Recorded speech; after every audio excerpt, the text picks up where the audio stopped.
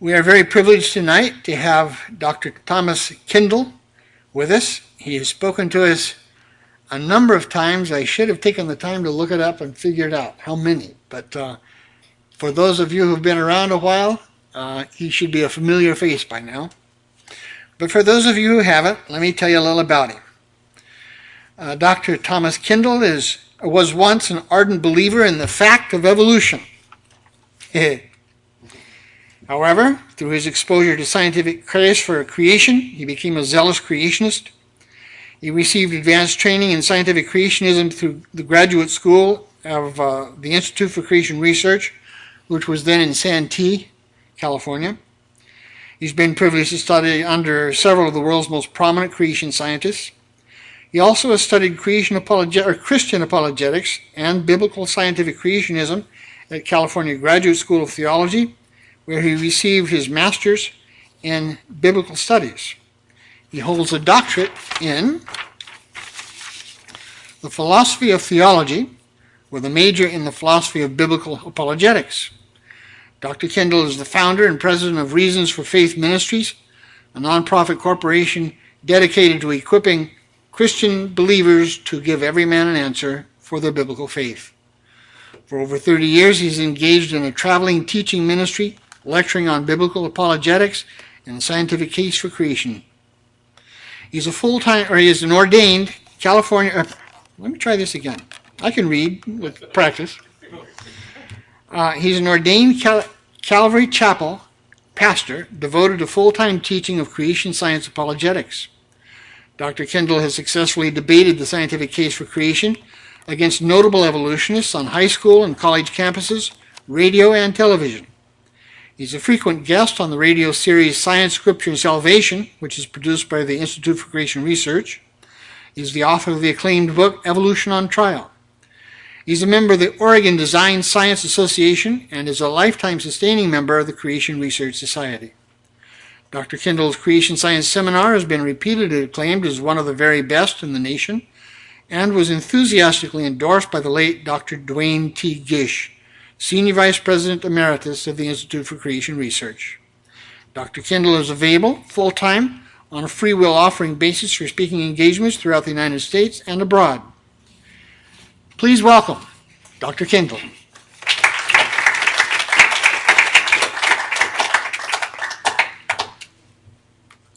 Well, thank you, Jim. It's always a pleasure to come here at Santa Ana and speak for the Calvary Chapel Creation Science Fellowship. I always like to start out with a little bit of humor, because the Bible says a merry heart doeth good like a medicine. And if I get you merry at the beginning, you might not sleep during my lecture. Okay. So I use the humor in the form of biblical puns. Okay. So you might feel like you're punished by the time I'm finished with a few of them. But anyway, how do we know that Jesus owned two famous bulls?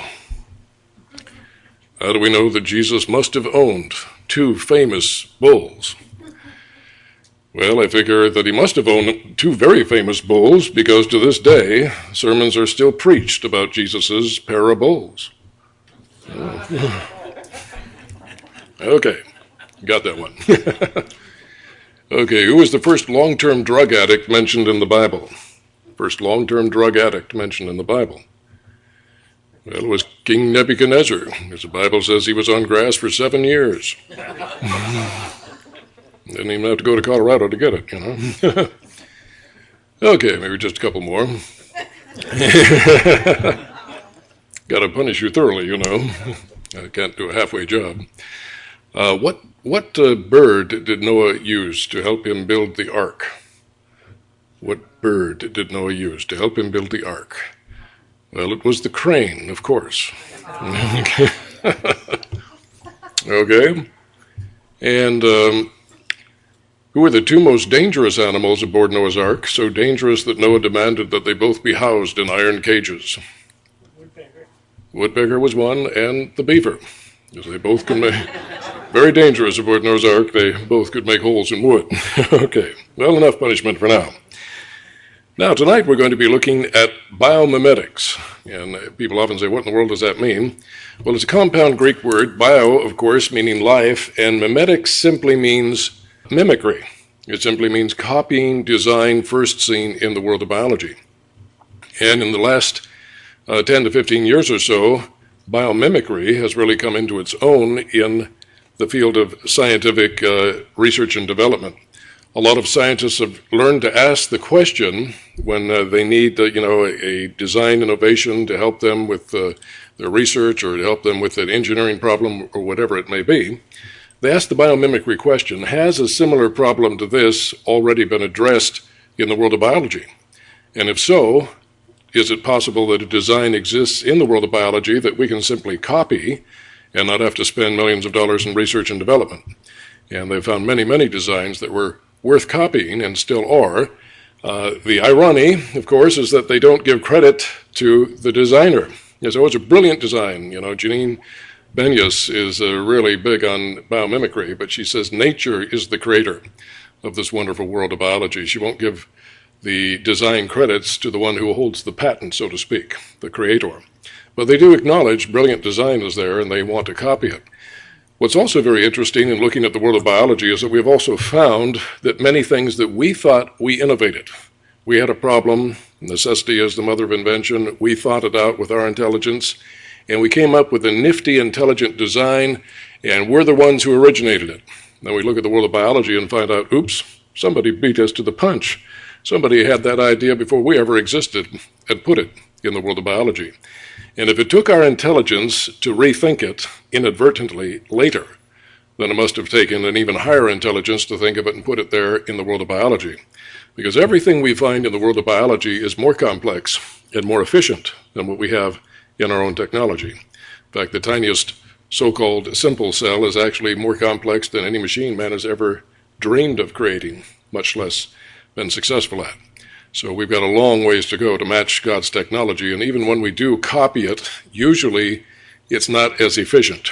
We can only crudely emulate what God has done, and it still improves our design technology, but it's very difficult to match the efficiency that He has put in these design features within the world of biology.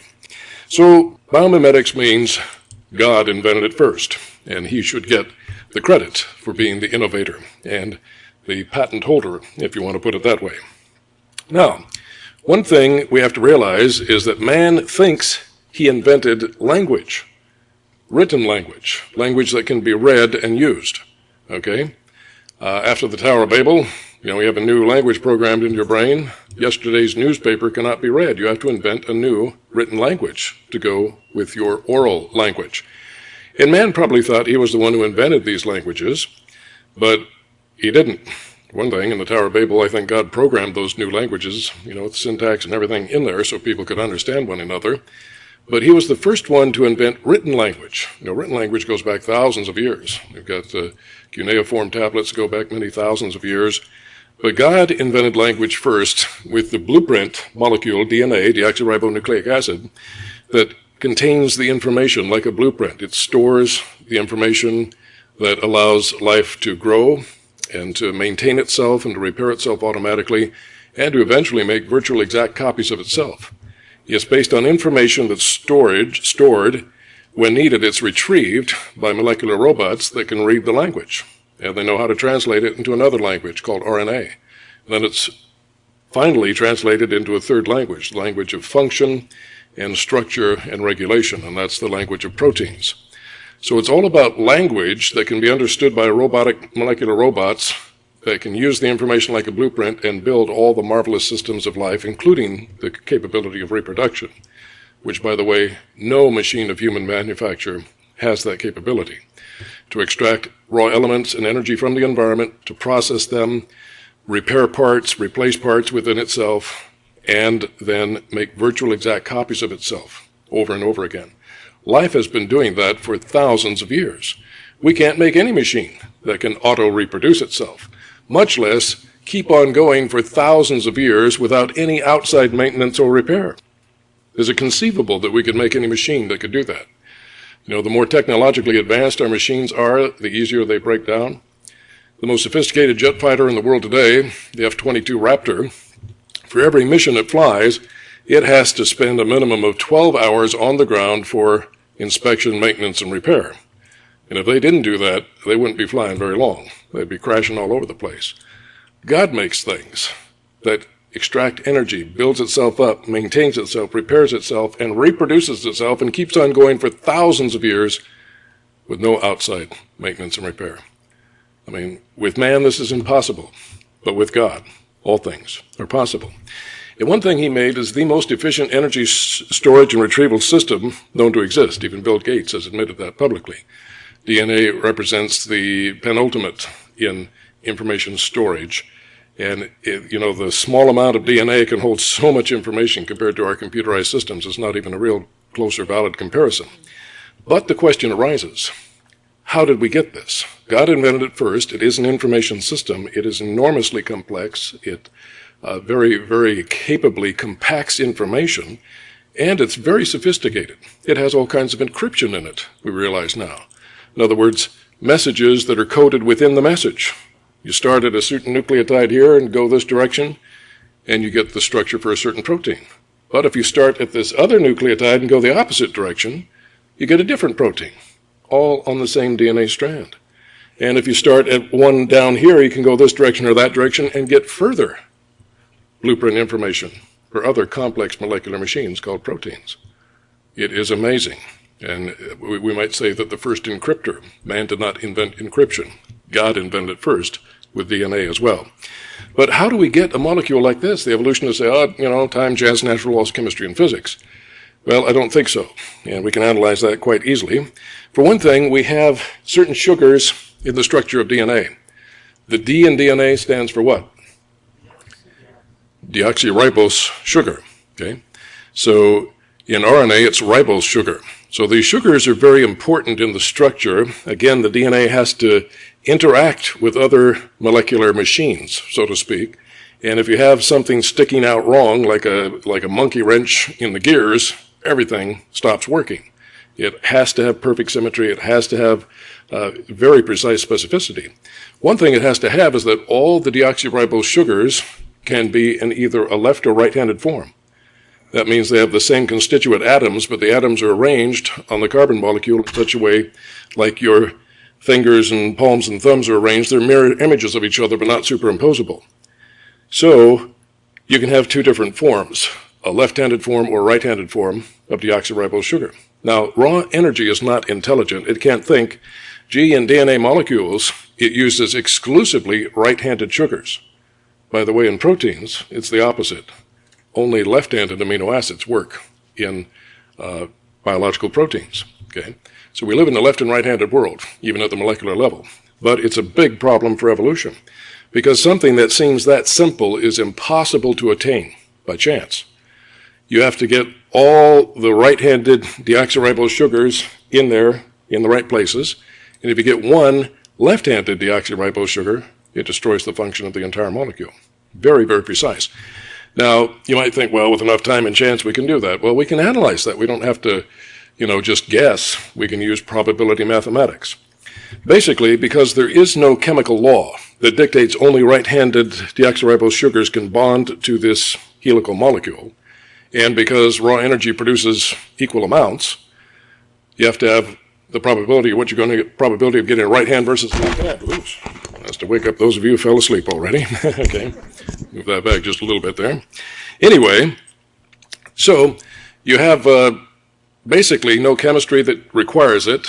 You have an equal amount of the two, and experiments show that the left hand can equally bond as easily as the right hand. So what is it left up to? It's left up to chance. There's no deterministic physics or chemistry that forces it. It's left up to chance. Well, the odds of getting the right-handed versus the left-handed is 1 out of 2. It's like flipping a penny. What are the odds of getting a head versus a tail? 1 out of 2. But by probability law, the more you add to that chain of sequences, the higher the probability gets. Not by addition, but by multiplication. And very quickly it goes exponential. For example, to get one head versus a tail, you flip a penny, what are the odds? 1 out of 2. But what if you want to get 2 heads in a row? Now you have to multiply the independent probability. It's 1 out of 2 times 1 out of 2. So 2 times 2 is 4. You add another one, 4 times 2 is 8. You got another one? 4 times 2 is 8. And then you have 2 times 8 is 16, okay? 2 times 16, 32, okay? 2 times 32, 64, and 2 times 128, okay? So 7, there you got 7 pennies. Multiply 2 times 2 times 2, 7 times. One chance and one in 128. So not really good odds. If you take 7 pennies, throw them up in the air, let them fall on the ground, the odds aren't very good. You're going to get all heads and not a single tail. But what can you do to try to get it by chance? You gather them up and throw them up again. If it doesn't work, you gather them up, throw them up again. And on the average, mathematics is very, very accurate. On the average, it'll take 128 attempts to have them all fall and bounce around and land with all heads up, not a single tail. Sometimes you get a little bit sooner, but sometimes you get it a little bit later. The average is 1 in 128. But here we've got to get 1,000 right-handed deoxyribosyl sugars. 1,000. And that's in a less than average size DNA molecule. The average size is more around 1,200. So we're being nice and using a pipsqueak molecule instead of a regular size one. And it's 1 out of 2 times 2 times 2 to the 1,000th power. That's a big number. Now we usually take a number like that and convert it into a number expressed not in multiples of 2, but multiples of 10. It's known as base 10. So in base 10, that number comes out to be 10 to the power of 300. Now, one of the reasons we convert to base 10 is because then the exponent number tells you how many zeros come after the number 1. So 2 to the 1,000th power converted to base 10 is 10 to the 300th power. And that's the number 1 with 300 zeros after it. Now, is that a big number? Yes. How do we know it's a big number? Well, it's bigger than the national debt that accumulated under Obama. So it's got to be a big number. That's only about 20 trillion. This number is simply incomprehensible. What this number means is if you could have a child, say a 5-year-old child, with a box of 1,000 pennies. She throws it up in the air, lets it all fall. Do we get all heads and no tails? No. Pick them up, throw them up again. Keep doing that. And then we shrink that child down to the size of an atom. And she has a tiny little box full of tiny little subatomic sized pennies. And these children replace every atom in the known universe, which is approximately 10 to the power of 80.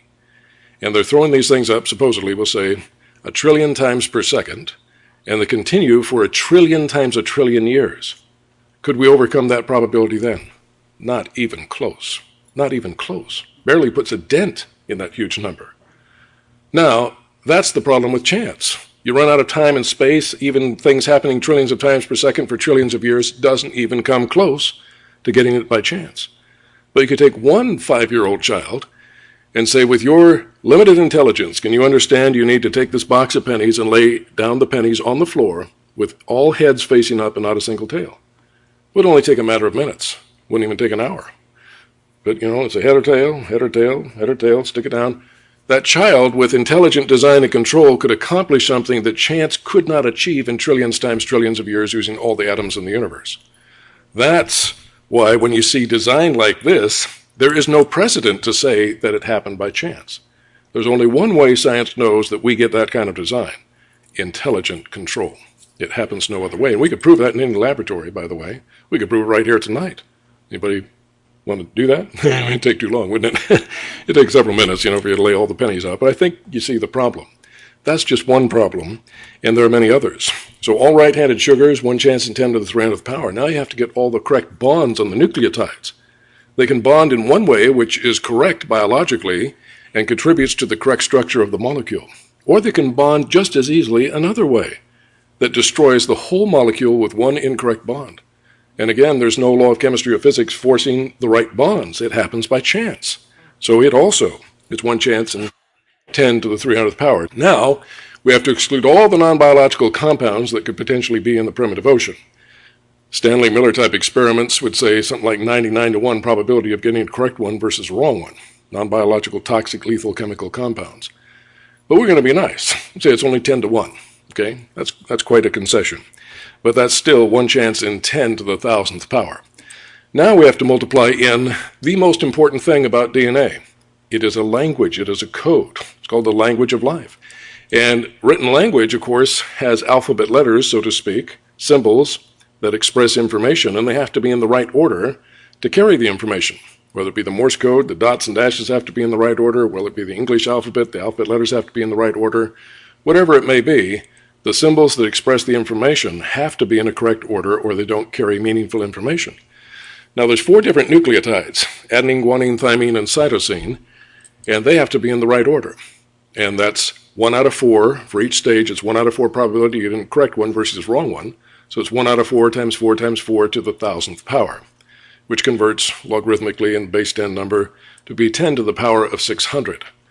Now, what's the odds of getting all these things together in the same molecule at the same place at the same time? You simply multiply the independent probability of each one of those things. So 10 to the 300th power times 10 to the 300th power times 10 to the 1,000th power times 10 to the 600th power. How much would that be? Fortunately, when they're expressed this way, as numbers that are multiples of the base 10, you simply add the exponent numbers to multiply. So 300 plus 300 is 600, plus 1,000 is 1,600, plus 600, which is getting the nucleotides in the right order, 10 to the 600th power, 1 chance in 10 to the power of 2,200. And remember, that's a conservative calculation, because the odds of getting the non-biological compounds in there is much, much greater than 10 to 1. So we're being very nice. Yet this number is inconceivably huge. We couldn't overcome 10 to the 300th power with little miniature children the size of atoms and attempting 1 trillion times a second for 1 trillion years. Couldn't even come close. This could never be achieved. But we can go into the laboratory with a lot of technology and put this thing together. We can build a DNA molecule. Took a lot of time and effort and learning and having the right type of technology and instrumentation to do it, but we can do it on a rudimentary level. To start from scratch, just the basic chemical elements, carbon, hydrogen, nitrogen, oxygen, sulfur, etc., and put together a living, reproducing cell completely beyond our technology, even in the 21st century. We can do little things like this, and it requires a lot of know-how and a lot of technological finesse to pull it off. But we still can't create a single cell or a single blade of grass from scratch. That should tell us something about how that got there. You know, people say, oh, your God's invisible. Your Bible says he's a spirit. We can't even see him. Yeah, well, we can see his works. You know, I never saw Leonardo da Vinci or Michelangelo, but I admire their works. And I don't say, well, look what happened by chance. You know, somebody threw paint on the canvas and we get the Mona Lisa. You know, some erosion took place on this block of marble and we have the statue of David. You know, I wouldn't believe that because there's no science behind it. You see a masterpiece, it requires a master to explain it. The law of cause and effect. So, in this regard, when we look at the world of biology, we see miracles. You know, people say, I don't believe you're God if you'd come down and do a miracle in front of me. The miracles are already in front of you. Look around. If we define something as being supernatural and superhuman, then it qualifies as a miracle. Supernatural meaning it can't happen by natural laws of chemistry, physics, time, and chance. We can see this certainly cannot. And we see that it can't happen by the greatest human technology, which a full living cell or any other full living creature, we cannot. It's beyond human capability. It is supernatural and superhuman, the definition of a miracle. So every living creature is by definition a miracle. And if people want to see miracles, God says in Romans 1:20, you're without excuse if you don't acknowledge all the myriads of miracles all around you right now, because there's no way they could happen by chance and natural law. And you can't do it with your best technology in the 21st century. How do you explain it? Without a miracle worker. You don't. So, with that in mind, how do they take and mutate or randomly change DNA and make it go all the way from an amoeba to a man? Well, they claim it's done by random mutations coupled with natural selection. Now, mutation, in the evolutionary sense, means random accidental change. It's never intelligently guided or controlled. They don't want an intelligence behind anything because then they're accountable to that higher intelligent power. That's what they're really wanting to get away from. Now, does anybody recognize this sentence, by the way? Yeah, it's an old typing drill sentence, yeah. It has all 26 letters of the alphabet. You type it over and over to learn the basic keyboard. The quick brown fox jumped over the lazy dogs. Now, if what they say is true, random accidental changes will improve this information and expand it. Say we want to get the quick brown fox jumped over the lazy dogs, then the fox proceeded merrily on his way to the chicken coop, having eluded the lazy dogs. And we want to add to the storyline. Can we do that by randomly changing the information we already have? Well, let's run an experiment, see how it works. We get the Dwick-Brown AOX jumped over the lost EOX. Just 3 random mutations or random mistakes, typographical errors. Maybe 6 will do the trick. We get the Dwick-Brown AOX triumphed over the lost EOX. Well, it sounds a little Swedish, perhaps, but I'll guarantee you there's no Swede that can read that, because it doesn't make sense in Swedish or any other language convention. It has been mutated to gibberish, and therefore it cannot perform the function it was originally intended to communicate that the quick brown fox jumped over the lazy dogs. Now it means the Dwick-Brown AOX jumped over the last EOX, which means nothing in any language. That's why mutations that are big enough to actually be observed show things like blindness, disease, sterility, deformity, and death. It's far more likely to cripple you or to kill you than it is to help you.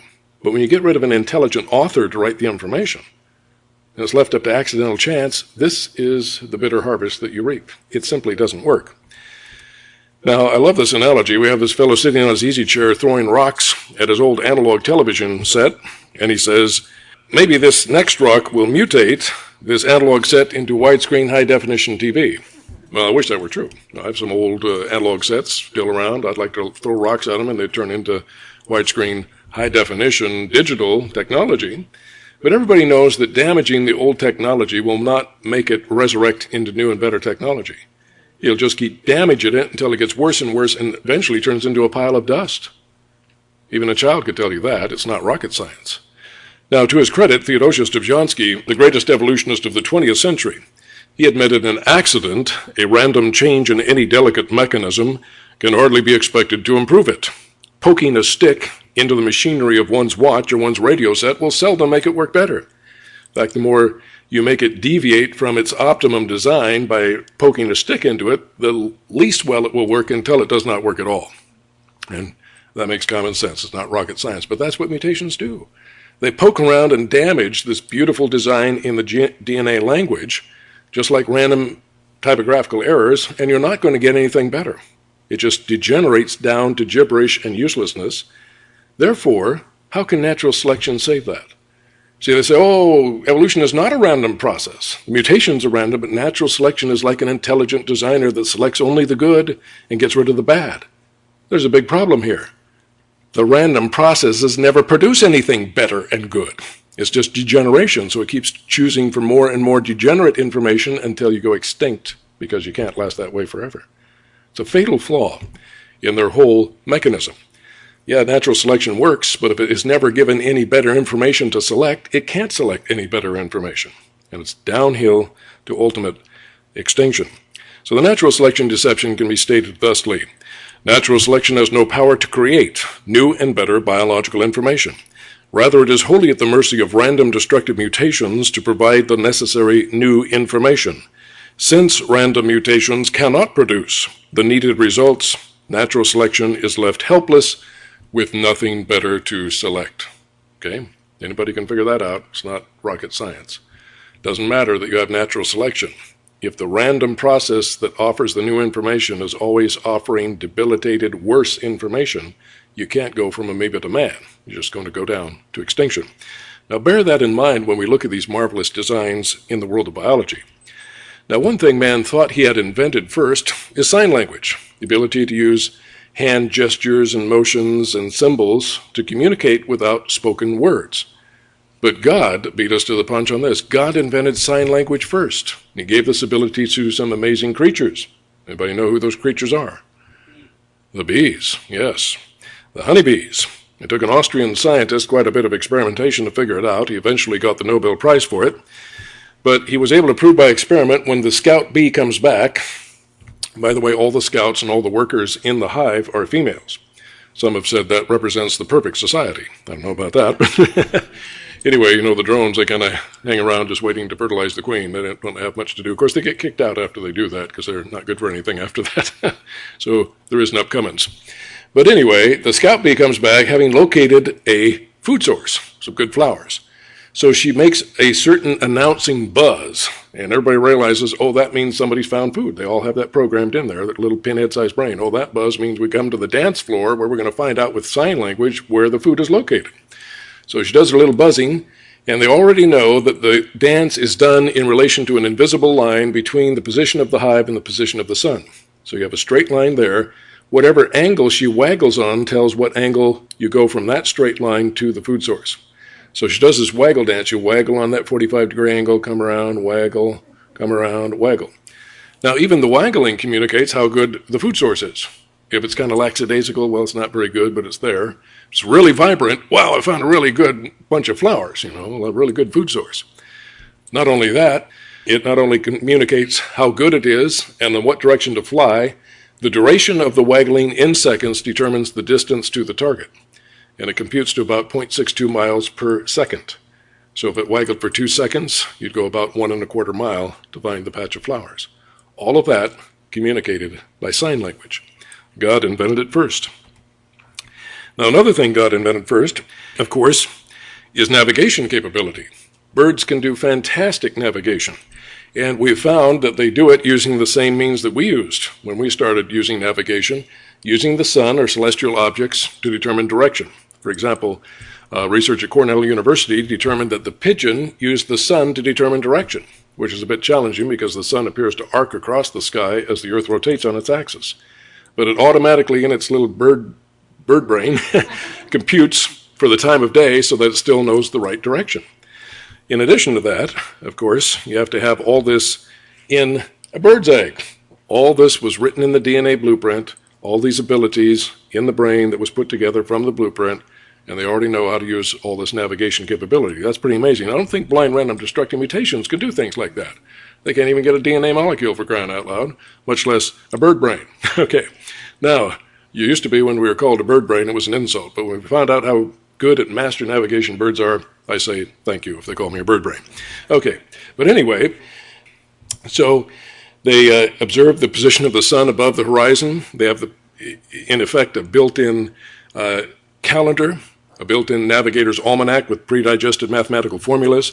Because if you see the sun arise at a certain azimuth on the horizon that goes to a certain height on a certain day, that tells you something about where you are on the globe. It will tell you, if you know how to calculate it all, it'll tell you your latitude. But you also have to determine your longitude. How do you do that? Use of clocks, okay? And what if it's all cloudy and foggy? It has magnetic sensors that it can actually detect the Earth's magnetic field and keep on course until the weather clears up and it can use more accurate astronomical computation. And of course, it has a built-in biological map of the Earth. What's really amazing, though, is that we have found that butterflies, such as the famous monarch butterfly, in its little pinhead-sized brain has these same capabilities as the birds. It uses the sun to navigate.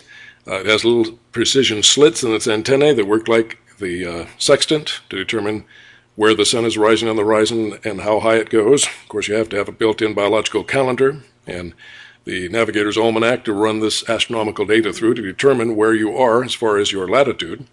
Then, of course, to determine longitude, clocks work very well. You have a clock that tells you the time where you are and a clock at the standard meridian, which means 0 longitude. You then subtract to find the difference in minutes between these two clocks. Then you take that number and you divide by a certain number, and that will tell you your longitude. Does anybody know what number you divide by? Too bad, so sad for you. You're all going to get lost at sea. So this monarch migrates over the open Atlantic Ocean that it's never seen in its life and hits the Bermuda Islands with precision. And then it zigzags down the Bahamas and down to Cuba and Jamaica, finally to Central America, the base of the Yucatan Peninsula in Guatemala. Zigzagging over the ocean, it knows those islands are there, and it can accurately navigate to them, just like birds.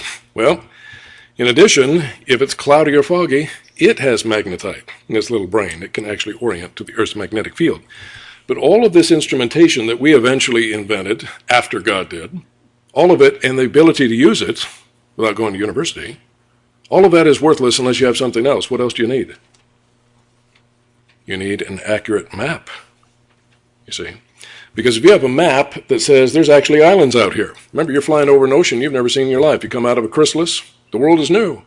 But you're going to navigate to the Bahama Islands, or excuse me, the Bermuda Islands first. How do you know they even exist? You fly over the ocean, you can't see them anywhere. How do you know they exist? Because you have a biological map that says they exist. Furthermore, it says exactly where they exist, longitude and latitude. And you have to compute your longitude and latitude where you are in North America, because where you are determines what angle of attack you approach on, what trajectory you take. If you're down a little further south, you take a different trajectory. If you're up a little north, you have to angle downward to get it, or upward if you're south of the Bermuda Islands. So you have to determine where you are before you can go on the right trajectory. So you have to determine your longitude and latitude. Then the map tells you the correct longitude and latitude of the target, but what if the map is mutated? And you go to where the Bermuda Islands is supposed to be and they aren't there.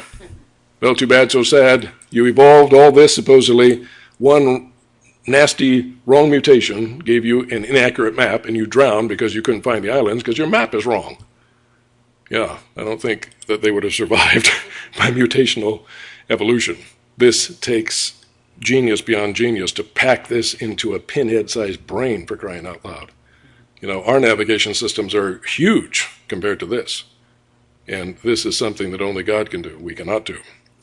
Now, shock absorbers work pretty well on cars, but sometimes you have delicate electronics that are subjected to huge G-forces and need to be very well protected. Somebody got the brilliant idea that, hey, is there a place in nature where huge G-forces are endured and delicate electronics does not get broken? Yes, the woodpecker. The woodpecker, actually lives as a living jackhammer, yet it doesn't break its beak and crack its skull and turn its brains into mush.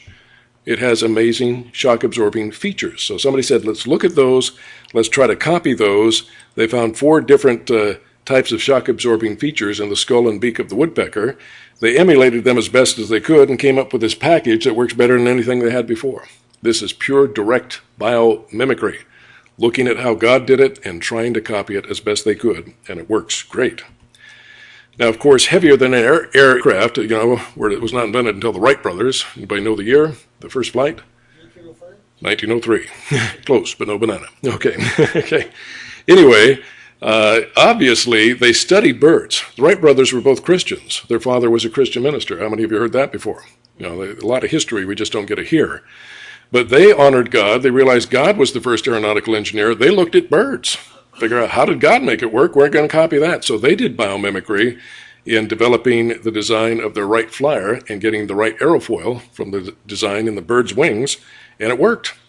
But of course, God beat them to it with 4 different classes of creature.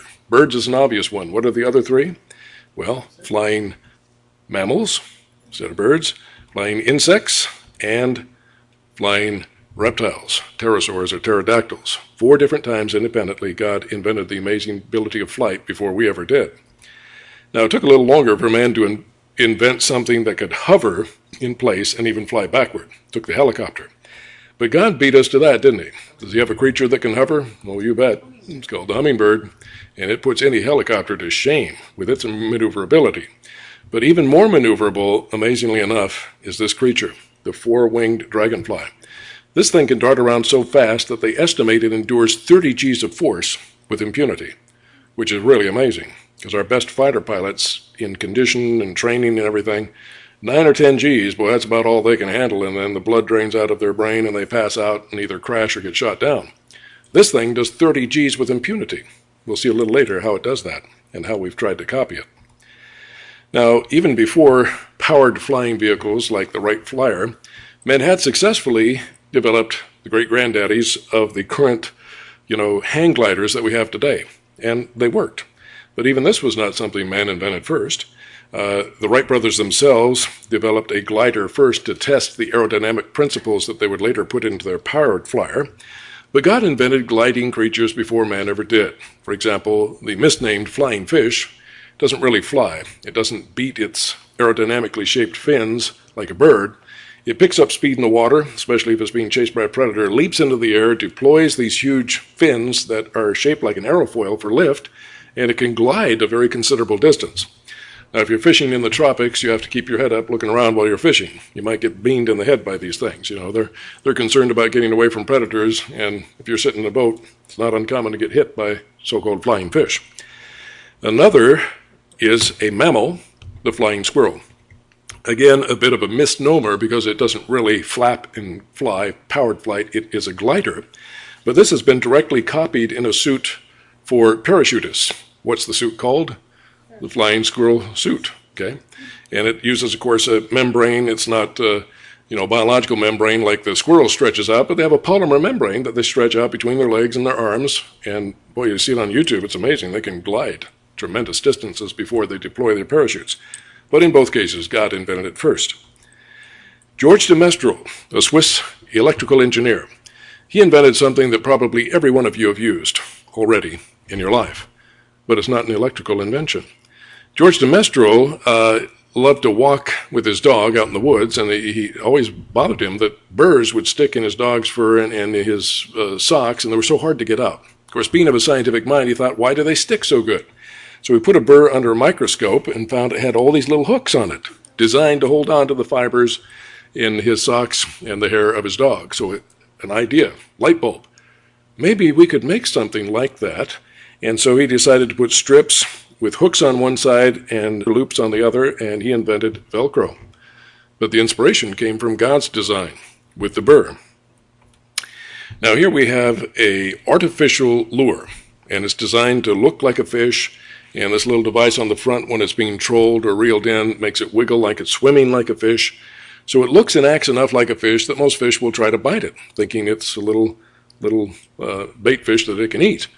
But even this is not something man invented first. God invented artificial lures first, and he did it with the appropriately named angler fish. The angler fish has a movable wand on its back, and at the end of that wand it has cells that produce cold light, called bioluminescence. By mixing two compounds, the biochemical compound luciferin, with the name Lucifer in it, and luciferase, the enzyme, you get an oxidative process that produces very little heat, because heat in the infrared spectrum can't normally be seen. It's like an invisible spectrum. You have to have a Apache helicopter with FLIR, forward-looking infrared detectors, to see in that non-visible heat realm by infrared. But this is incredibly, efficient oxidative form of biological light. And usually these fish live so deep that it's dark. Everything's dark. But it has this little illuminated portion of the wand that it wiggles like a little worm right in front of its mouth. And when another fish comes and tries to get it, it goes right into the mouth of the anglerfish. God invented fishing with an artificial lure first. Now, solar power is all the rage today, and this is something that God invented first on day 3. His solar panels are called leaves. But it's the same concept. We want to convert solar energy into an energy that's more useful for us, which is electricity. Well, God wanted to convert solar energy into something that powers most of the biological world. Photosynthesis, by converting sunlight into chemical energy through the very complex Calvin cycle involved in photosynthesis, you get not only production of oxygen, which is helpful, but also sugars in plants. And this directly or indirectly powers most of the biological world. It's all directly or indirectly powered by solar power. Solar power is not a new concept man came up with. God clearly invented it first.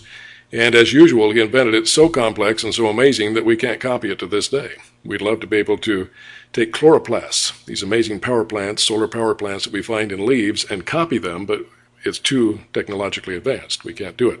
But we do at least have our solar panels, but even that's not a new idea. God did it first. Now, for many years, man struggled with making good optical quality mirrors. Man has been able to make glass for thousands of years. The ancient Greeks and Romans made glass. Remember, Paul said, we see now as through a glass or a mirror darkly. Now, people reading that today would think, what do you mean? Glass is perfectly clear. I can see fine through it. Well, back then you couldn't. Nobody knew how to make glass that was clear. Glass was always opaque. It was always kind of foggy. They didn't figure out the chemical recipe to make it clear until later in the Renaissance age. By the time of the Roman Empire, everybody knew what Paul was writing about. Oh yeah, we can't see through glass very well at all. But by the late Renaissance, they had not only made good quality clear glass and put a silvery backing on it to make good quality optical mirrors. By the late Renaissance, Sir Isaac Newton decided to invent the reflector telescope, which bears his name to this day, the Newtonian telescope, and to actually use a big mirror on one end, and then that reflects up to another mirror here before it comes out the eyepiece, instead of using a refractor lens that refracts or bends the light and magnifies it, then used a mirror. So man really had to struggle for centuries to make good optical quality glass and mirrors, but God made mirrors from the very beginning. and he put them in the optical systems of such creatures as lobsters and shrimp and a very unique-looking fish. This fish is called the spookfish. Now, I don't know if it's called the spookfish because it looks spooky, because it has 2 eyes on each side. He's literally 4 eyes. I remember when I was a kid, if you wore glasses, you're 4 eyes, they joke, but this literally has 4 eyes. 1 eye that looks up and 1 eye looks down on each side of its head simultaneously. 4 different eyes, 4 different optical nerves, all going to the same brain and being processed simultaneously. Wow. Takes our computers a lot to have that kind of input and be able to process it. God made it from the very beginning. Now, I don't know if it's called the spookfish because it looks spooky or because it spooks so easily, because it has almost a 360-degree range of view. It can see both up and down at the same time. So it spooks because no matter hardly where you're coming from, it can see you. Now, we'll take a close-up cross-section of the eye. We have a standard lens here that uses the principle of refraction to focus an image on this red portion here, the retina. That's like a supercomputer that pre-processes, digests the image, and sends it as a binary code to the brain that then reads that binary code and expresses it as visual awareness. But images coming from below it are actually not refracted by a lens, but actually reflected off a mirror that can be warped, can be changed for focusing, can actually be moved, and it focuses an image on this separate retina here. So both refraction and reflection used in one system. God invented mirrors first. Now, sonar really came into its own in World War II. It's basically the process of echolocation. You send out sound waves, it hits a target, the reverberating sound waves are then analyzed to determine, in the case of a submarine, depth and speed and bearing, what direction it's going. And this, of course, really worked very well in World War II. It's been more refined today, still works very well. Process of echolocation, but God invented it first, didn't he? With such amazing creatures as the bat. Now, these bats often have big ears, and the reason is because they want to hear that echolocation. And they bounce it not out of a huge ship or a huge metal submarine. They bounce it off little gnat no-see-ums on a moonless night that you can't even see with your eye, but they can see it with sound. It's that precise. And it's more precise than anything we have ever invented yet. God not only invented it first, he invented it better. Also, we find this in certain marine mammals, like the well-known case of the dolphin. Now, the dolphin has, in its nasal sacs there, strong muscles. That rapid contraction of those muscles produces a powerful clicking sound. And that click is actually focused through a sound lens called a sound melon. It's full of lipidic tissue, or in other words, fatty tissue. It's designed in a way to focus that beam of sound almost as if it's a beam of light, like a searchlight. It looks around to see for a target. And the reverberating sound waves are picked up in lipidic or fatty tissue in the lower jaw. It's all full of that tissue that's so sensitive to those sound waves. And it goes from there right up to the ear, is analyzed in the ear to the brain, just like in our modern sonar, we receive the reverberating sound waves, and a computer is there designed to analyze, telling you where the target is, where it's moving, what it's doing. God thought all of that before and put it in the dolphin. And as with the bat, it's better than anything we have. In muddy water where you can't really see anything, the Navy has trained dolphins, they'll throw in quarters and nickels, which are practically the same size, they're not very much difference. In its muddy water where you can't see by sonar location, they'll pick up the nickels and leave the quarters. They can tell the difference by sonar alone. It's really amazing. Now here we have an old paddle wheel boat, and these are not even used today except for nostalgia cruises, and the reason is because they're not very efficient. But when they first came up with the steam engine, they had the rocker arm, to turn a wheel, and that was used on trains. Somebody got the idea, well, we could use that same system on a boat, except instead of a train wheel, we'll use a paddle wheel. And it worked, good enough. But a man came up with a superior technology, the screw propeller. And I believe it was in New York Harbor where he first tested this out. He wanted to make a point, so he went out with his screw propeller, and he exceeded the speed limit. And, of course, the cops came after him with their paddle wheeler boats, and he just ran circles around them all day. They could not catch him. And he probably got a big fine, but he proved his point. He had invented a superior technology, the rotary propulsion, not a paddle wheel propulsion. But even this is not something new. God invented it first, and it's attached to the world's smallest submarine. But neither the submarine nor the rotary propulsion system is found in the Guinness Book of World Records because it's not a human invention. God invented it first, and it is the rotary flagellar propeller system of the E. coli bacterium. This rotary machine is kind of like an electrical rotary motor, but it uses a different flow of charged particles. Electric motors use the flow of electrons, which are negatively charged. Hence, they're called electromotive force. This uses positively charged protons instead of negatively charged electrons. And they come into this and spin this like a water wheel, and metabolic processes build up a sequence of these flowing hydrogen ions or protons that flow through there and spin that thing, but they're positively charged, not negatively, like our regular electrical motors. Now, Howard Berg of Harvard University said that this, as far as we know, is the most efficient machine known to exist in the universe. It operates in excess of 99% efficiency, nearly 100% efficiency. Now, you might say, well, is that a big deal? Well, it is to us, because we've never been able to build a machine close to 100% efficiency. For example, if you have a big SUV with a V8, you're lucky to get 15 to 20% efficiency out of that engine. In other words, the potential energy in a gallon of gas, you're only getting 15, 20% of the real potential there. If you have an economy car, you might get 35, 40%. Four-cylinder, very good economy car. A hybrid, you'd do better. The best we can do is with electrical motors. And recently, Tesla was bragging that their engineers had come up with what they said was the most efficient electrical motor ever invented with 75% efficiency. Well, that's pretty good, but it's nowhere near 99 plus that this thing has. So not only is it incredibly efficient, it's also incredibly powerful. This thing can spin at up to 100,000 RPMs. And it has this twisted filament made out of protein that acts like a propeller. And so as this thing spins, it rotates this flagellar propeller, and it can go fast. Now, it usually only goes maybe 20 to 30 body lengths per second. When something's very tiny and microscopic, we usually measure their velocity not in miles per hour, but in how many of its own body lengths it can go through in 1 second. But when it's excited, it's been clocked at up to 65 body lengths per second. That's really moving. Now, to put it in perspective that we can understand, say we take that little E. coli oval-shaped bacterium, and we blow it up in size until it's as big as 20 feet long, like a 20-foot electrical-powered mini submarine.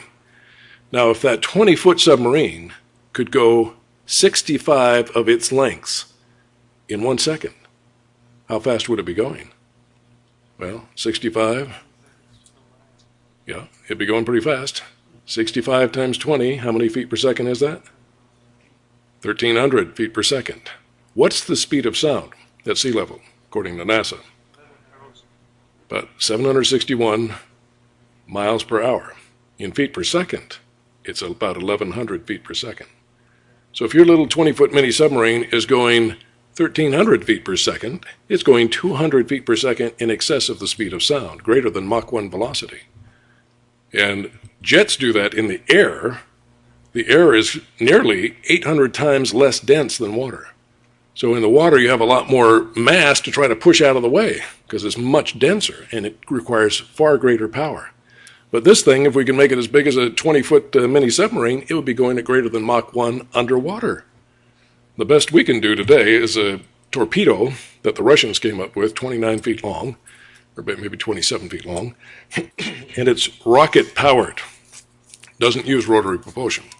Rocket engines, the most powerful engines ever invented by man.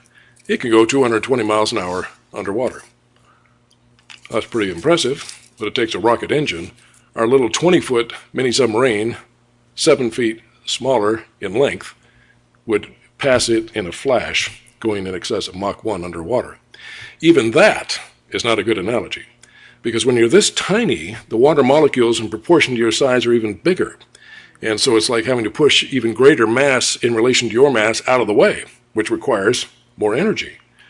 A better analogy would be having our little 20-foot mini submarine with just electrical rotary motors going at greater than Mach 1 through something as thick as peanut butter. That's what this does. It's amazing. So it's not only incredibly efficient, it's incredibly powerful. It's also incredibly resilient. This thing will be spinning 100,000 RPMs. Oh, I smell some food back here. And instead of going around, turning around, which would be rather inefficient, it immediately, without slowing down, reverses its engine and starts going 100,000 RPM in the opposite direction without slowing down. Okay? You try driving down the freeway, 75 miles an hour. Oh, I missed the exit. Well, there's no need to slow down. I'll just shift it in reverse. Yeah, and you won't go anywhere for a long time with that car because you'll destroy your transmission and your engine. This is incredible resilience. I don't know if we have any machine that could spin 100,000 RPMs and instantly reverse without tearing itself apart. But this thing has been doing it from the beginning of creation. Now, this thing is so amazing, they've been studying it, trying to see if we can adapt its amazing technology to use on our macro scale. This is on the nanometric scale. Nanometer is a billionth of a meter. It has 40 different protein parts. Remember, each protein, like a DNA molecule, is so complex and specific, trillions of years will not suffice for it to happen by chance. You've got 40 in this. Plus, you have to have the machines that can read the blueprint, that know how to put it together in the right place, in the right time, in the right order, or it doesn't work. So it's not just the machine, it's the machines that build the machines and the information that goes with it. All of that has to be there. I don't think it happened by blind random destructive mutations. However, the evolutionists say after studying this for decades, investing millions of dollars to try to copy its technology, they said we haven't got very far. But at least we know one thing. It happened by evolution. Because no matter what, evolution has to explain everything, even when it can't explain anything. Here we have just a close-up. This is not to scale, but there's your bacterium, and this has been enlarged to show the true wheeled rotary design that it has in there. Now here we have the AH-64 Apache attack helicopter. These things are the terrorists' worst nightmare. They operate at night. They can shoot Hellfire missiles 5 miles with laser precision. They can shoot Griffin missiles nearly 10 miles with laser precision. And the newest edition has a radar mast up here, so it can hide behind a cliff or a house or a tree with just the radar mast exposed and target them miles away by radar and fire with precision. They never even know they're being targeted. Now, you'll notice on the front, it has these pods. Those are pods that can see optically during the day, along with telescopic capability, but they also have FLIR pods. FLIR is a acronym which means forward-looking infrared. And these infrared pods operate at night. In the invisible spectrum of the infrared, it can pick that up. And if you've seen it on YouTube, you know the terrorists look like they're glowing. Their body heat makes them look like they're glowing compared to the cold ground next to them. Miles away, they can see them clear as daylight, target them. It's amazing. But even this is not something man invented first in the late 20th century. God invented forward-looking infrared targeting pods first. And what did he put them on? Well, snakes of all things. Here we have the FLIR targeting pods, forward-looking infrared on a python, and here's the two located on a rattlesnake. Now in tests, they've taken and taped over the eyes of these snakes, so they're totally blind. Then they'll poke at it with a stick to get its attention, then they'll move the stick around in front of it, and because it can detect the difference in the heat signature of the stick compared to the background, that snake can track that stick and strike it just as good as if its eyes were open. Just like the Apache helicopter can hit the terrorist just as well at night as it does during the day. God invented it first. Now here we have something that's not really, high tech. It's been used for centuries, decoy ducks. The idea is you make something that looks like a duck, quacks like a duck, walks like a duck, must be a duck, But the idea is if you put these decoys out there, ducks flying over will think, those ducks down there look like they're having a good time, there must be food there, and they don't look like they're scared of any hunters, so it must be safe. We'll join them.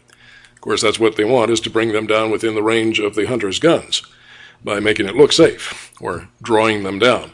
Nowadays, decoys can be very sophisticated. They have a little engine in them with a tether, and they can actually look like they're swimming around. They can look like they're flapping their wings. They can make their own quacking sound. Animated decoys are even more effective. But God was the first one to invent an animated decoy. And he put it on the back of a little freshwater clam called Lampsilus. What does it look like? Well, there it is. It looks like a little fish. It has an eye like a fish, body like a fish, fins like a fish, tail like a fish. Not only does it look like a little minnow or a little fish, it moves in an undulating fashion as if it's trying to lazily swim against the current. A fish will just kind of swim lazily to keep from being flushed downstream by the current. They have to swim against the current and maintain their position. Well, this thing looks like it's swimming against the current while it's hovering above this clam. but it's not a fish. It's a decoy. Now, why would a clam mount an exquisite little fish decoy on its back like that? Because it has to lure in fish close, and if it doesn't, it can't reproduce. That's the high stakes that it gets in biology. If you can't reproduce, that's the end of the line. You go extinct. So why does it need to draw fish in close with this decoy? Because in order to reproduce, this clam is able to sense the position, angle, and orientation of that fish, and it squirts its larvae at just the right time right into the open mouth of that fish. The larvae have little hooks on them, and they attach to the blood vessels in the gills and extract nutrients from the bloodstream. And they grow into tiny, tiny little clams that then fall off on the bottom of the stream and grow into adult clams that then mount their own decoy so that they can reproduce. Now here's the problem.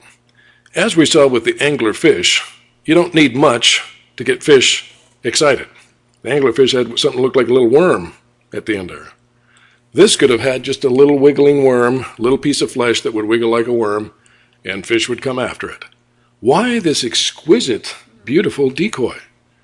I think because God wanted to show that he's not just the great engineer, he's also the great artist, and that he puts aestheticism, appreciation of beauty into his creation, even when it's not necessary. And it's really bad here because if a little worm would be much easier to evolve, why evolve something like this? How long would it take for something this exquisite to evolve? Tens of thousands of years? How do you reproduce in the meantime? Why would evolution even try to do something as exquisite as this? I think God put it there to rub the evolutionist's nose in his artistry and say, figure that one out. There's no reason that something this sophisticated would need to evolve, and in the meantime, until it does evolve, you can't reproduce and you go extinct. It doesn't make any sense by evolution. Now here we have a couple of modern jet fighters from the 20th century. On the left we have the MiG-21, and on the right the SR-71 Blackbird reconnaissance aircraft. These both have inlet spikes, and these spikes at the opening of the jet engine there are to regulate how much air gets into that engine. Because when you're moving fast, and especially at supersonic speed, if you get too much air in the inlet, the engine can flame out, and that could cause a terrible disaster. So they regulate how much. It's actually on a pneumatic piston, so the cone can move in or out, the spike, in order to regulate how much air is getting in. But even this is not something man thought of and invented in the 20th century. God invented it first with the fastest animal in the world that he created, the peregrine falcon. Recently, National Geographic actually clocked one of these at the record-setting speed of 242 miles an hour in a dive. That's fast, okay? When you're going that fast, you can get a lot of air up in your nostrils that can cause a whole lot of trouble. Imagine sticking your head out of a race car going 242 miles an hour and trying to take a breath. It could be a problem. But God invented the inlet spike first and put it in the nostril of the peregrine falcon. So just like the jet engines, it doesn't get too much of a good thing, not too much air, and it can dive at those incredible speeds and be very effective. God thought of it first. Now here we have an F-15 Eagle dogfighting with a MiG-21 Fulcrum.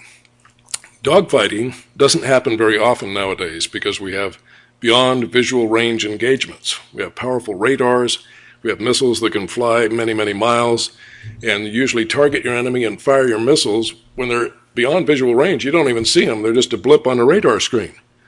So up-close dogfighting doesn't hardly happen anymore. But there is one scenario where it still happens. What's that? In a tough fight where both sides have expended all of their missiles. Notice these pylons here for missiles are empty, and the F-15 has no missiles either. When you run out of missiles, you have to fall back on older technology, the gun. And the F-15 in its right wing root here, where you see the gun smoke coming out, it has a gun that was invented in the 19th century, but it's so good it's still used in the 21st century. You know who invented this gun? His name was Dr. Gatlin. The Gatlin cannon. In this case, 6 barrels that rotate with a powerful electrical engine that spins those barrels so fast that it can literally shoot 110 rounds per second. Yeah. So when you're in a dogfight, with that rate of fire, if your enemy comes through your crosshairs while you're firing and it's only in your crosshairs for 1/10 of 1 second, you still get hit with 20 API APHEI rounds, which stands for armor-piercing high explosive incendiary. So it pierces even through the strong jet engines, and it blows up with an explosion that produces a lot of flame on purpose to catch the fuel on fire. Theoretically, just one good hit would take this down. But when you get hit with 11 in 1/10 of a second, you're toast. That means when they get in an engagement like this, they are jinking around and doing aerobatics like crazy, trying not to get in the opponent's gun sight even for 1/10 of 1 second. But there's a problem. The weakest link in any dogfight is the pilot. Modern airframes can endure a lot more G-forces than the pilot can. Again, even with a G-suit on, most pilots, when it gets up to 9 or 10 Gs, that's about it. They might pull it for a few seconds, but then they pass out and either get shot down or crash. So even from the days of World War II, where G-lock, in other words, the problem of losing consciousness from G-forces, became a problem, they tried to figure out a good G-suit that would work. Now, basically a G-suit ordinarily is a vest that has pneumatic pouches that fill up with compressed air. And it compresses your torso, so when the blood's trying to drain out of your head, it pushes it back up, and you remain conscious, and you can see. It first drains out of your eyes, and you literally go blind. You get tunnel vision, then you can't see. Then you pass out, So it's kind of a progressive thing. But one fighter pilot, who's now retired, Andreas Reinhard, he thought, can't we improve this? We need something better. Basically, what we have today is a glorified World War II pneumatic suit design. And recently, the U.S. came up with the best that we ever thought we ever had. It's called Combat Edge. $100 million of taxpayer money for research and development. And it's basically a pneumatic suit that has hoses that attach in, has special pump that's attached to a computer. And as you're doing maneuvers and changing G-forces, the computer analyzes what's happening and pumps up or releases pressure accordingly. That was supposed to be the best ever, allow you to handle 10 Gs, really good. But Andreas Reinhard said there's got to be something better, and he asked the biomimicry question. Has this problem been addressed in the world of biology? And yes, it has, as I mentioned before, with the magnificent dragonfly that can dart around with such speed that it endures 30 Gs of force with impunity. And so he said, what is it that makes that happen? Well, they found that the internal organs, and especially the cardio system of the dragonfly, is totally encased in fluid. And the fluid dynamics, just by the laws of physics, radically dampens the effect of G-forces. And so he said, why don't we take a G-suit and fill the pouches with water and a little alcohol or something to make it kind of antifreeze so it won't freeze if you jump out, and where it's cold on the way down, you don't want the thing freezing.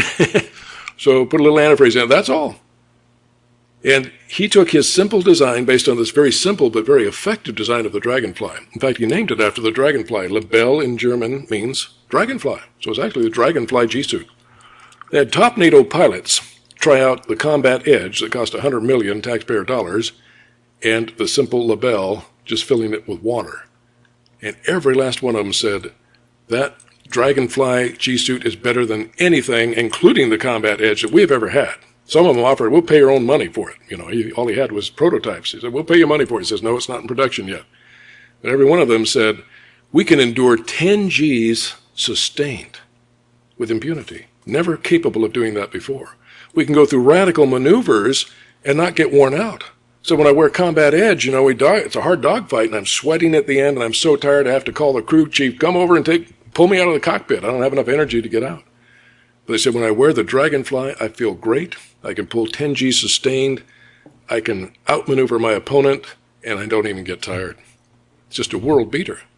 And yet the far simpler and yet far more effective design God made in the dragonfly made it possible. But again, we have copied it, but have we copied it well enough? We can now pull 10 Gs sustained. That's a new record. This thing can do 30 Gs. See, God not only did it, he did it better than us. He invented it first, and he invented it better. Now here we have pilots in a canopied cockpit. In other words, you have to have that windscreen, you have that clear, invisible, transparent canopy to protect them. Of course, when you're flying at high Mach speeds, just the wind would give you tremendous trouble. And many times they're actually armored, so that if they're flying low, snipers can't just pick you off through the windscreen. They'll actually deflect bullets, small arms fire.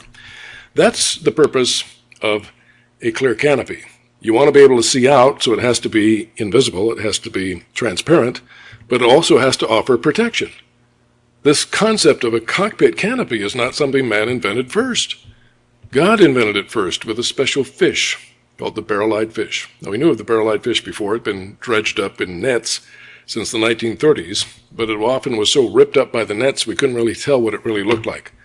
Only in recent years have we got good photographs of what it looks like alive. And it looks like this. Yeah. It has its own clear cockpit canopy. Now, this is called the barrel-eyed fish because these things up here are not eyes. Those are nares. Nares are the equivalent of underwater nostrils, so it can smell. It has a little mouth here, but the eyes are in these barrel-shaped devices in here. These green domes on the top are the cornea of the eyes. And these barrel-like devices are actually on swivels. So it can be swimming horizontally like this with its eyes straight up. And as it swims along with its eyes straight up, it's looking for the silhouette against the sun illuminating the surface of the ocean. It's looking for the silhouette of jellyfish, very formidable to tangle with because in their tentacles they have neurotoxin that they use to paralyze fish and eat them.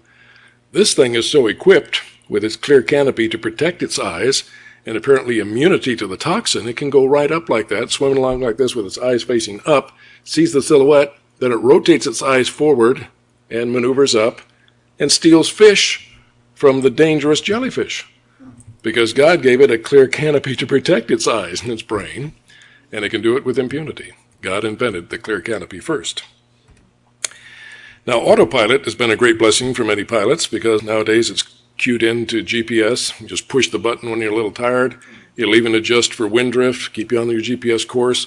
You can relax a little bit. You're not supposed to fall asleep, though, because it's not radar. It won't tell you if you're on a collision course with another plane. It'll just take you on target, but it won't tell you if something is in the way that you might run into.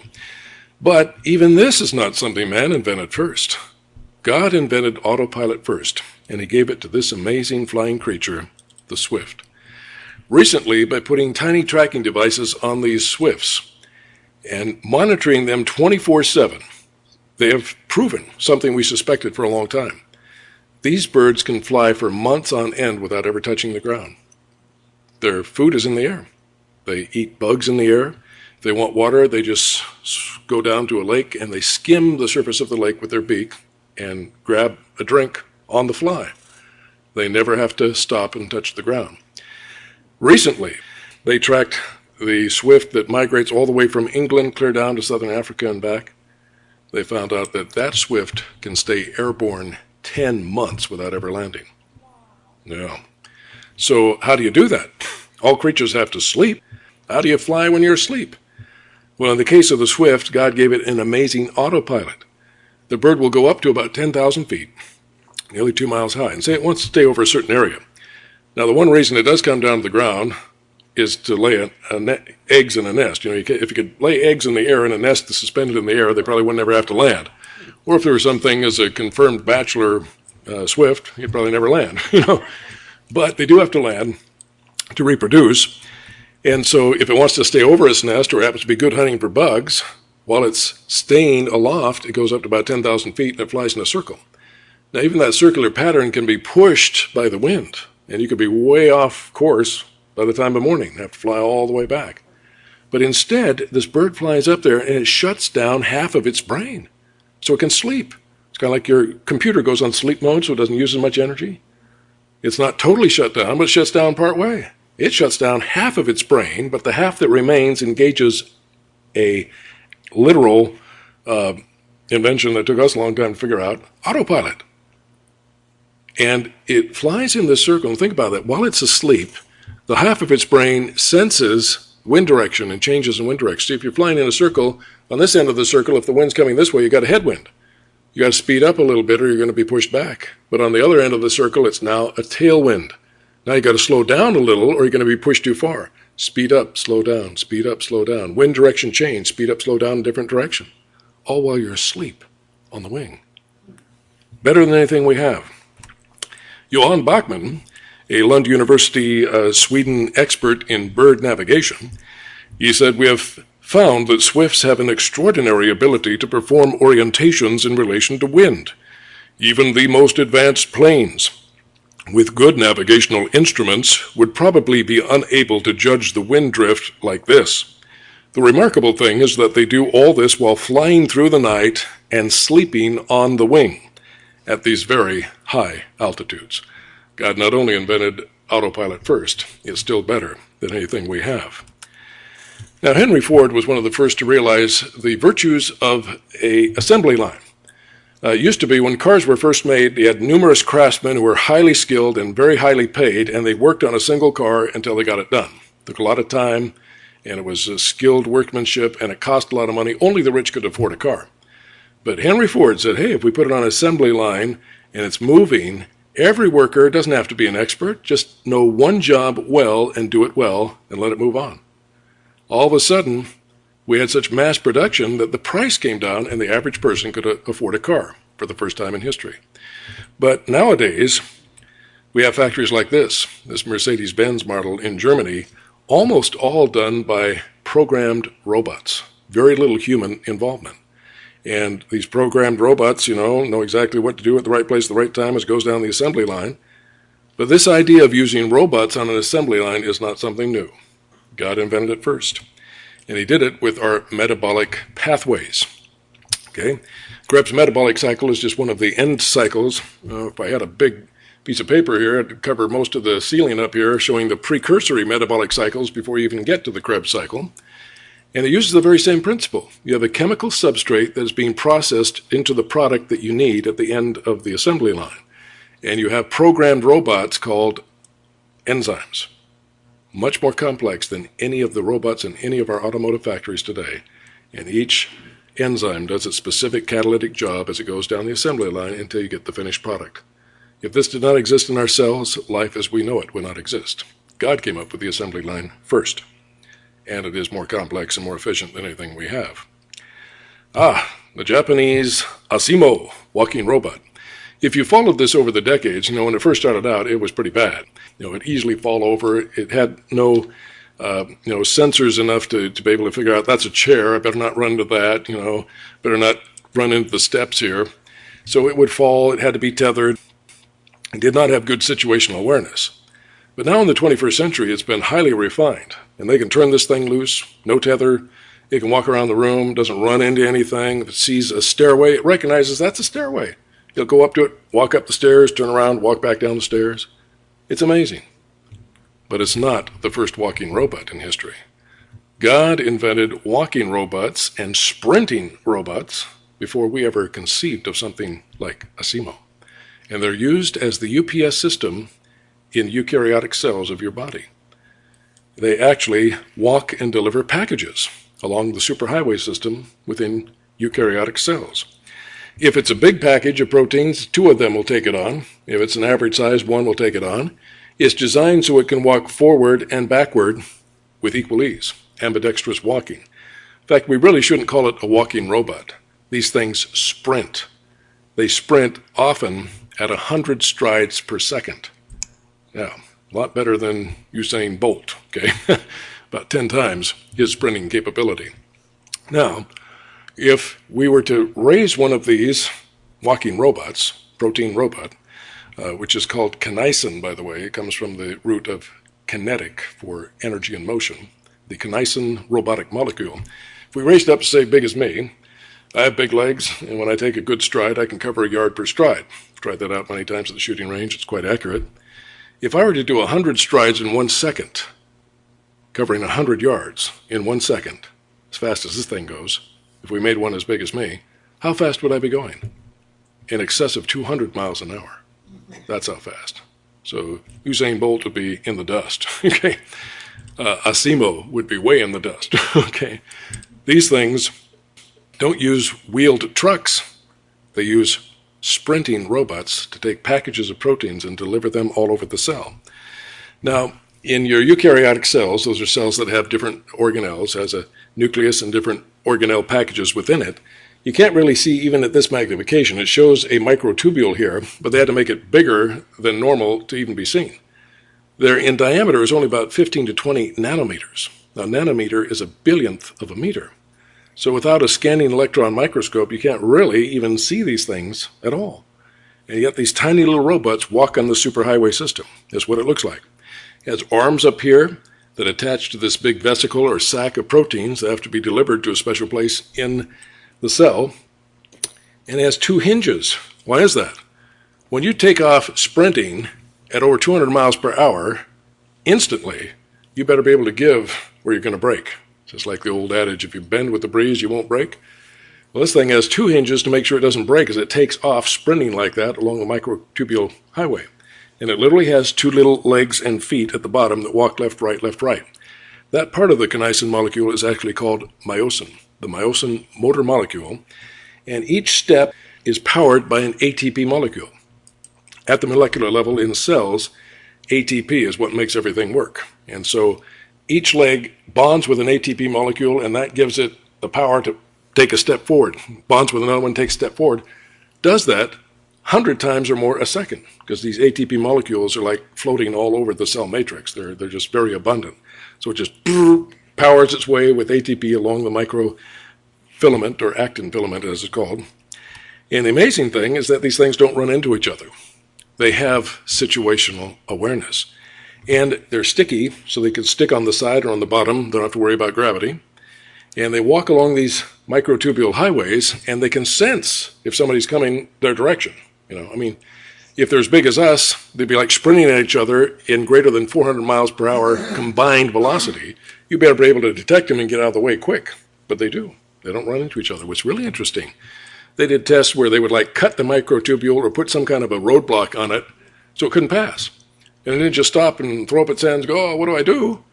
It would put itself in reverse. Remember, it can walk just as fast in reverse, go to the nearest intersection, and because it has, in effect, a cellular GPS, it knows exactly the most efficient of these alternative pathways, which one to take to get where it's going to go. Because just like GPS, if you take a wrong turn, you don't know where you're going. You may never have been there before. But GPS knows the map, it knows where you're going, it knows the routes, and so it recalculates. Take a left turn here, take a right turn here, until it gets you where you're going. These things not only are more complex, faster proportionately, they have a built-in cellular GPS before we ever invented it. It's amazing beyond description. And if we didn't have these little sprinting robots to deliver the packages of proteins in our cell, none of us would exist today. God invented it first. Now, what do the evolutionists say about this type of technology? Well, the Nobel Prize-winning scientist Francis Crick said biologists must constantly keep in mind that what they see was not designed, but rather evolved. Really? Well, I don't care what you say. I want you to put up or shut up. In science, just saying it don't make it so. This is known in logic as the fallacy of the undocumented assertion. Just saying it, in other words, doesn't make it so. You got to document it. You got to prove it. And if it's scientific, you got to prove by experiments we can get this type of technology by time and chance and natural laws, chemistry and physics, and we can't even get one DNA molecule, much less a miniature robot that can do these amazing things within the cell.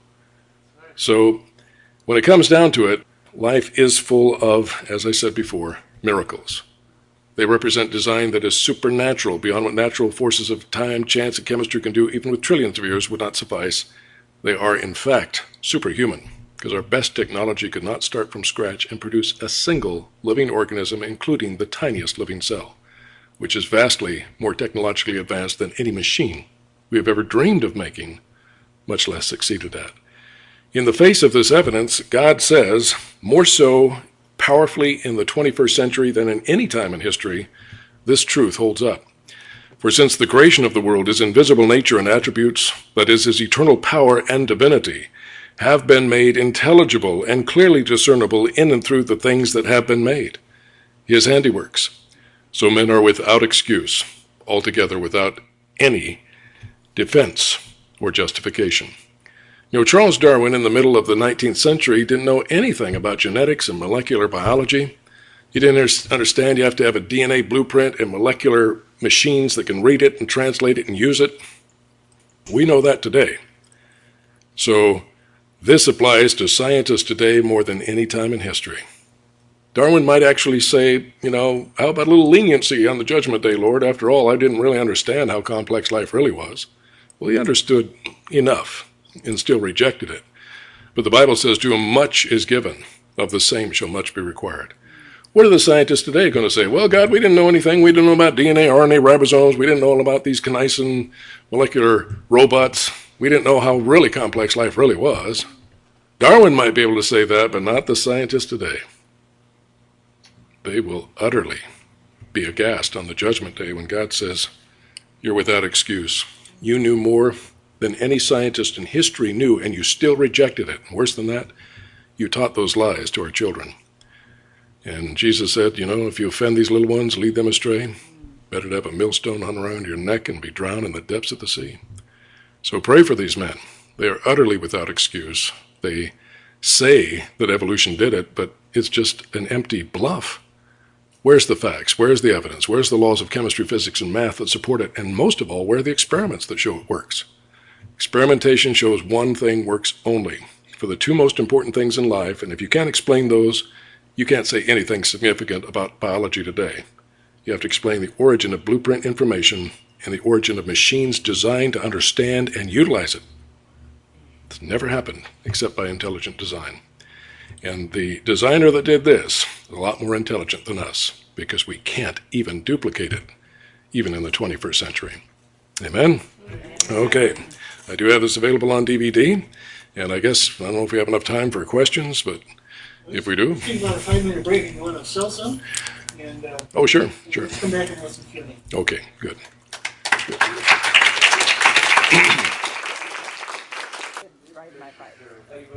We're about to start again.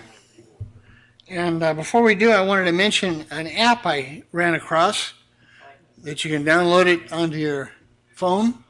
And it's especially good for students. It's designed really for high school students, biology students, and college. And the website you go to is Genesis Apologetics. And you go to that website and it advertises the app.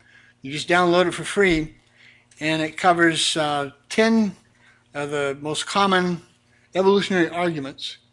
And each one has information that disputes that argument.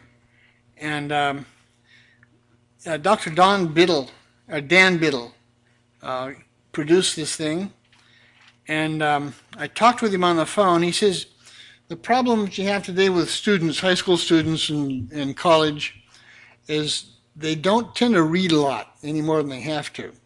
And you give them a lot of information that's written, and you might not as well have given them anything. But you give them something that moves, pretty pictures, and talks to them, and they sit up and listen. And so he's at a place now where he can spend 30 hours a week making movies for his apps. And it's exciting stuff. I'm really excited about it. Genesis Apologetics is the name of the website, and you go to it and it will advertise the app for you. So here we go. Let's resume with Q&A. Good questions now. And guys, let's try to do something. Let's try to focus on the topic. Once in a while, we'll start a Q&A and we'll get questions about, maybe the talk was on astrophysics and we get questions about woolly mammoths. And let's try to stay on topic. Good point. Yeah. Okay. Thank you, Jim. I appreciate that. Okay, anybody have a question on topic? Yes. Just really asking you, what were the names of, I can see on the picture, the snail. What was the name of the snail and the fish? Well, it's actually a freshwater clam. It's called the Lampsilis, Lampsilis, Lampsilis freshwater clam that has the animated decoy fish on it. And the fish with the clear canopy is called the barrel-eyed fish. You can look it up on the internet, put that on the search engine, it'll bring up pictures of it. And is that clear in its... It's clear enough to see through, yeah. Just like a... The point of it being clear, do you know? Well, because its eyes are inside it, and the canopy protects it from the stinging tentacles of the jellyfish. Okay. It didn't have that to protect its eyes, they'd be stung out and ruined. So it's just like fighter cockpit, you have to have the canopy there to protect you both from wind and from small arms fire. That protects it from the jellyfish. Oops. That is like something that man has made. What is that like? That is like the clear, transparent canopy that's on a fighter jet. Okay. Canopy is there to protect the pilot. That's there to protect the barrel-eyed fish. But God invented it first. Okay. Yes, Jim. What was the name of the water-filled G suit? The Libelle. Libelle. Libelle. Libelle. Libelle meaning dragonfly in German. Yeah. Mm-hmm. Yes, sir. All this proof seems to be so irrefutable. How are people on the other side arguing that it's not true or that... Well, that's what God is going to ask them at the judgment day. How did you argue on the other side when this is irrefutable? And the Bible says their mouths will be shut. They'll be speechless. So, yeah, I don't know. I don't know why they do it. I mean, Jesus said in John chapter 3, this is the condemnation, that light has come into the world, and men love darkness rather than light because their deeds were evil, and they hate the light and will not come to the light lest their evil deeds be exposed. There you have the two strongest human emotions, love and hate.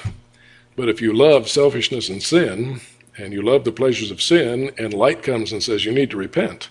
That's why they don't like Jesus. They'd rather have aliens be our creator because they're not going to tell us to repent. Jesus said, except you repent, you'll all likewise perish. So who are you going to pick? Well, I'll pick the aliens, but I have to pick a creator. The problem is, how'd they get here? If evolution is impossible, then it's impossible everywhere else, based on the laws of chemistry, physics, and math, so it applies throughout the universe. So you have to have something transcendent, something that is divine, something that's not limited by space-time natural laws, which is exactly what God is and what Jesus demonstrated himself to be through his miracles, including raising himself from the dead. So, there's only one man in history actually claimed to be the creator. Most major religions had a founder who never claimed to be God. Just claimed to be a prophet or claimed to be someone who was enlightened. Only Jesus said emphatically, I am the way, the truth, and the life. I am the creator. And before Abraham was, I am, taking the very name of God. And he did miracles that proved it, like his raising of Lazarus from the dead. He waited 4 days deliberately. So he was good and ripe and stinking. They even said, Lord, by now he stinketh. Well, when you're stinky dead, you're really dead. You haven't just passed out in a coma. So he waited until he was stinky dead, so there'd be no question that he was dead and ripe and rotting. And he said, I'm the same God that took a lump of dust and made Adam in the beginning out of nothing but dust. Well, Lazarus is rotting back into dust. He's corrupting and stinking and putrefying back into dust, but he's not so far gone as Adam was when I started with him. But since I'm that same God, I can take this putrefied mass of, corrupted cells, trillions of them, and make them perfect instantly. Because I am the author of human biological architecture, and this proves I am the creator of man. Only the creator can take a dead, stinking, rotting corpse and make it perfectly healthy and living again. So that was one of his signature miracles of his deity. And it said many people believed on him because of Lazarus. But what did the chief priests, the Pharisees, and the elders do? It says they conspired how they might murder Lazarus to get rid of the evidence. You see. So these people saw Jesus do incredible miracles right in front of their eyes, and they still wanted to kill him. What was the problem? The problem was he wasn't the kind of Messiah they wanted. They wanted a Messiah that would come and say, man, I'm going to get rid of the Romans. I'm going to set up my eternal kingdom now. You scribes and Pharisees, you're the best. You're going to be at my right hand. You're wonderful. Instead, Jesus said, you're sinners like everybody else. In fact, you're worse. You're hypocrites. And the tax collectors and the prostitutes will get in the kingdom of God before you hypocrites ever do. Ooh. They don't want that kind of Messiah. They want somebody who say, man, we're great. You're better than everybody else. You'll be at my right hand in the kingdom. Instead, Jesus said, you aren't even going to make it to the kingdom, you miserable hypocrites. So it wasn't that he didn't have the evidence of his divine nature. It's just that he was not the kind of Messiah that they wanted. And so they conspired how they might not only kill him, but kill anything else that gave him evidence, like Lazarus. So why do they reject irrefutable evidence? It's nothing new under the sun. They did it thousands of years ago with Lazarus. They do it today with this type of evidence. It's a certain blindness that comes on them. In fact, the Bible says when they refuse the truth, that God turns them over to a reprobate mind. And a reprobate mind doesn't even think rationally. Carl Sagan, as intelligent as he was, You know, in his Cosmos television program, he had this shoebox full of clock parts, like an alarm clock. You open it up and say, here's all these parts of this clock. He closed it and he shook it up. He opened it up and says, no clock. Shook it again, no clock. Then he laid it aside and he says, for centuries, this argument was used to show that we needed an intelligent creator. But now we know that we don't. I mean, he scientifically demonstrated it doesn't work, but then he says, now we know. That's a deluded mind. His own experiment proved that that argument was scientifically correct. You can shake that part for a million years, it'll turn into dust, it won't turn into a clock, you know. Then he said, well, the cell is very complex, but I would have to lay the odds at 1 chance in 10 to the 3 millionth power that a living and reproducing cell could come together by chance. 1 with 3 million zeros. He said, that seems impossible, but it isn't. How do we know? It's not impossible because we are the living proof that it's not impossible. We do exist and we know we could not have been created. So the fact that we exist proves those odds were overcome. Proves no such thing. It proves that evolution is excluded based on the math and some other means must have put us here, namely creation, the only thing we can demonstrate that works, intelligent design, not impossible law. Science is becoming more faith-based than religion. Oh, it is. It is. It's a counterfeit religion where they worship materialism as the almighty creator, even though everything in science shows us materialistic forces don't work. But they don't care. They hate the true creator, just like the Pharisees hated him when he was here in person. And were willing to kill Lazarus just to get rid of the evidence. So there's nothing new under the sun. It's the same human rebellion. The world is largely in rebellion against its creator, which makes no sense, but that's the reality of it. So what's the good answer? Men love their sin, they love darkness, they hate the light, and they won't come to it. That's the bottom line, just like Jesus said. Not that they can't, they won't. They have too much to give up. When you love your sin, and you got to give that up, he's going to give up that love affair. Problem is, the sin will kill them, and they can't stand in the presence of a holy God with sin, so they'll be excluded for eternity. And not by God's choice, not by his will, by their own. That's the real sad part. They'll be kicking themselves in hell forever. That was my choice, wasn't God's choice. He died for me, he shed his blood for me. I would not listen. And that'll be one of the worst torments in hell, is knowing it was their choice, not God's choice, that put them there. So I don't plan on being there, so I'm not gonna share that regret with them. I'll be rejoicing. Seems like one of the greater mechanisms for the delusion has been our education system for the last 50 or so years. So I have relatives in that time frame. Of your DVDs, which one would you suggest would be the most penetrating to get through that kind of situation? Well, it'd probably take more than one to cover it all. It's hard to have just one that would do it. Probably, I would deal with. I would give them the refuting textbook arguments for evolution, part 1, because that deals with the origin of the first cell and just how complex life really is. And that's one place where we've got them by the throat. They cannot explain the origin of the first living cell. Logically, therefore, their whole theory is fatally wounded, because if you can't get the first life form, the first species, logically it can't evolve into all the other species if you can't get the first one. Whereas Jim says, if you can't get a hit, you can't run the bases. So they can't get it. It's mathematically, chemically, physically, thermodynamically impossible. All the laws of chemistry and physics and math are against them. Furthermore, all the experiments in the history of the world have failed abysmally to even produce all the required building block biochemicals by any form of natural raw energy acting on any kind of chemical environment that's ever been envisioned. None of them work. So it's been disproven by science as thoroughly as we can disprove science, and yet they still choose to believe it. And you have to ask the question, why? You believe in the origin of that first cell by blind faith. It's not only just faith, it's anti-scientific faith, because you have to turn a blind eye and a deaf ear to proven laws of chemistry, physics, mathematics, and experiments. All science you have to turn a blind eye to believe what you want to believe. So don't call it scientific. If you want to believe it, we have freedom of religion in this country. But don't call it scientific unless you have the facts, evidence to back it up, which they don't. When it comes to the first living cell, nobody has the answer. They just believe it as an article of faith. And there's no scientific reason to believe it. The only thing that we know can produce that type of technology is intelligent design.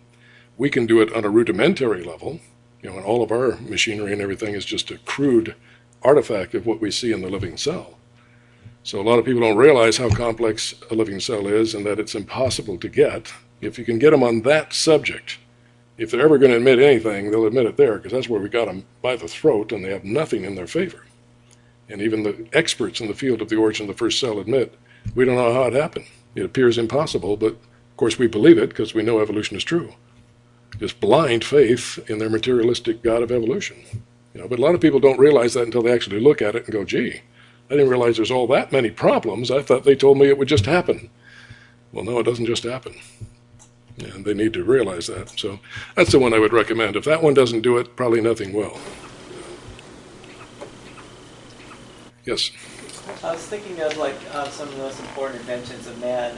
Is there a biomimetic for the wheel? There is, in the sense that the rotary propulsion system of the E. coli does have wheeled segments. Also, the ATP synthase rotary enzyme complex that recycles ADP into ATP, that's a true rotary motor also. So they both have wheeled mechanisms within them. So God invented the wheel first, too, yeah. Yes? I'm curious, the Swift, how have scientists determined that, how the bird's brain actually works when it's sleeping?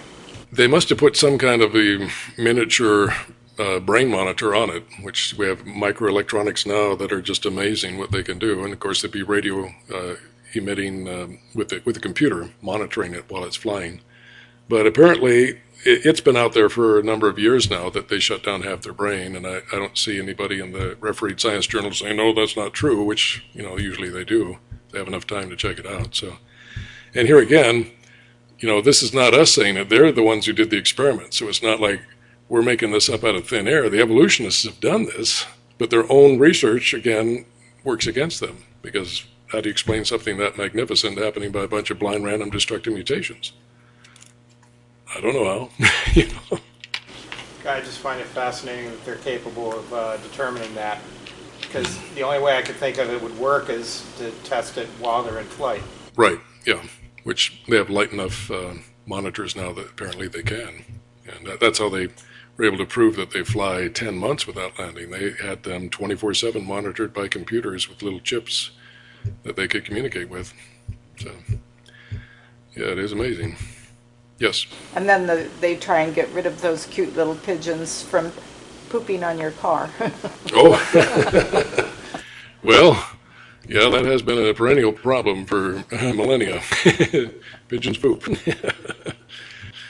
But yeah, how do you get rid of them? I don't know. They reproduce pretty good. So I wouldn't know on that one. They don't quite fly as good as doves. Well, actually, the pigeon is in the dove family. It used to be called the rock dove, but then the name pigeon became more popular. But it technically was bred from the original rock dove, which is a bigger variety than, say, the mourning dove or the collared dove. But they fly as fast. They seem a little bulkier. The fastest birds in the world that have been now clocked at 110 miles per hour in level flight are specially bred racing pigeons. Yeah, that's in level flight. Now, in diving flight, the peregrine falcon beats them all out at 242 miles per hour. The peregrine falcon can dive at that speed. Wow. Yeah. But the Brazilian short-tailed bat has been clocked at 99.5 miles per hour in level flight. That's a bat.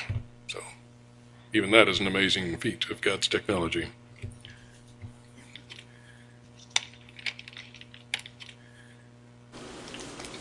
You need male and a female too at the same time.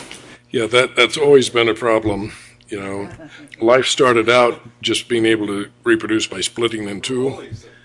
And why did it ever invest in sexual reproduction with all the risks?